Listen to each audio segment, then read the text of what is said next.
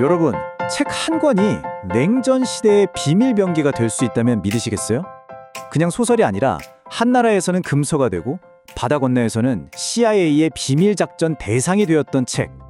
오늘은 작가의 운명까지 송두리째 뒤흔들었던 바로 그 책, 보리스 파스테르나크의 닥터 지바고에 대한 이야기를 해볼까 합니다.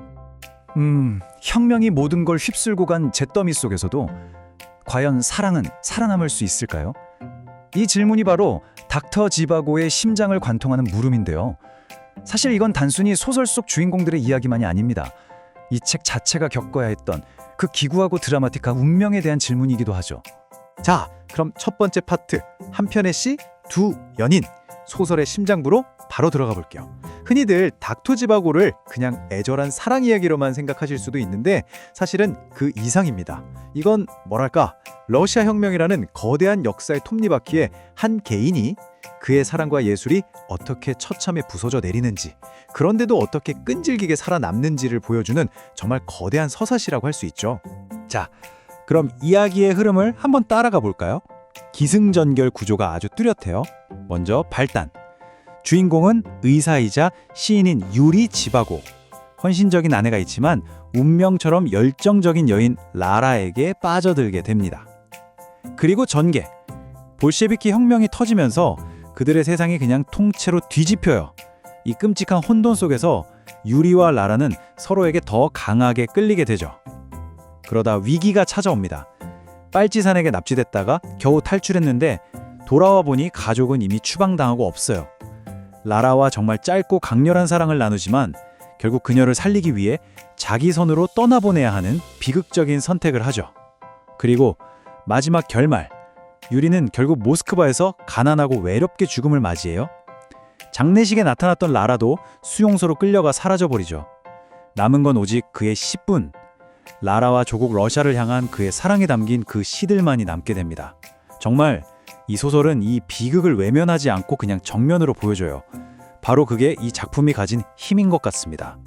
아니 근데 이렇게 절절한 사랑 이야기가 도대체 왜 소련이라는 거대한 나라를 통째로 뒤흔들 만큼 위험한 책으로 찍혀서 금서가 되어야만 했을까요? 놀랍게도 말이죠. 이 책이 막 대놓고 체제를 비판하거나 하지는 않았어요.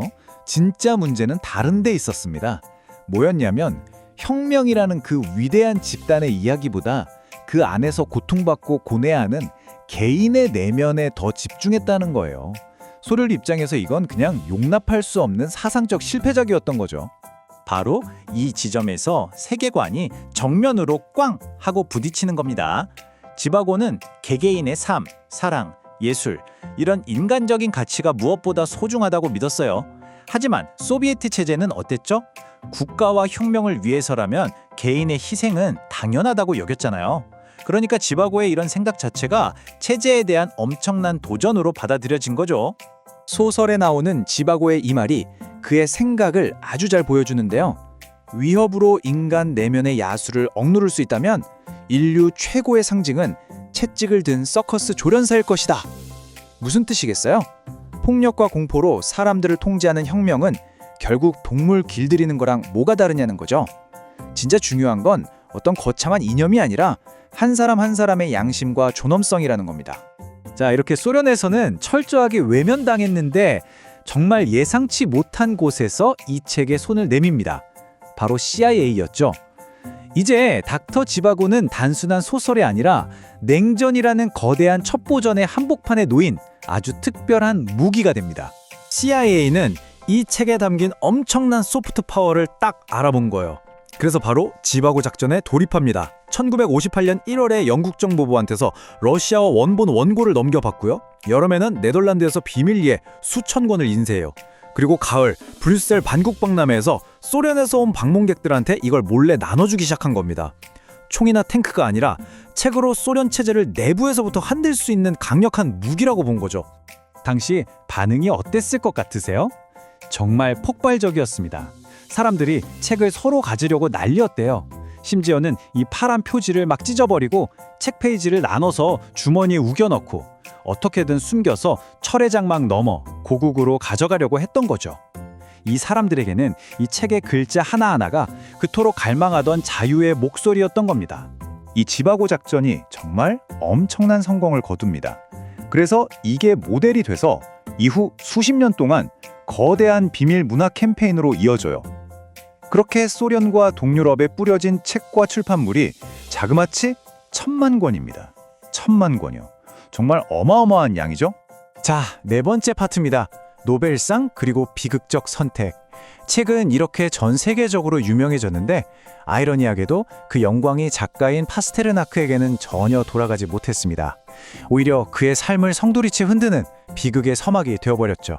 1958년 10월 드디어 그의 걸작이 세계적으로 인정받습니다. 바로 노벨 문학상 수상자로 선정된 거죠.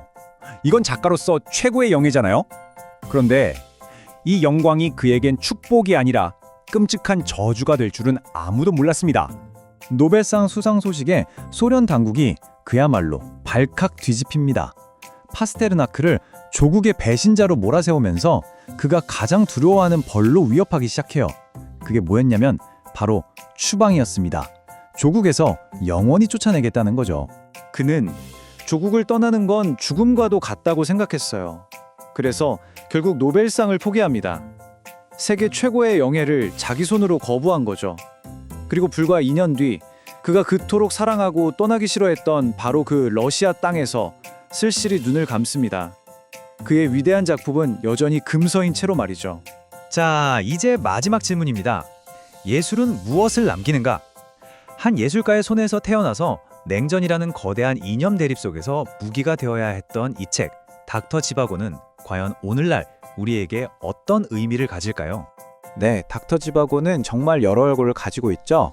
개인의 자유와 사랑의 소중함을 노래하는 불멸의 문학 작품이기도 하고 동시에 냉전 시대의 첨예한 이데올로기 싸움에서 강력한 무기이기도 했습니다.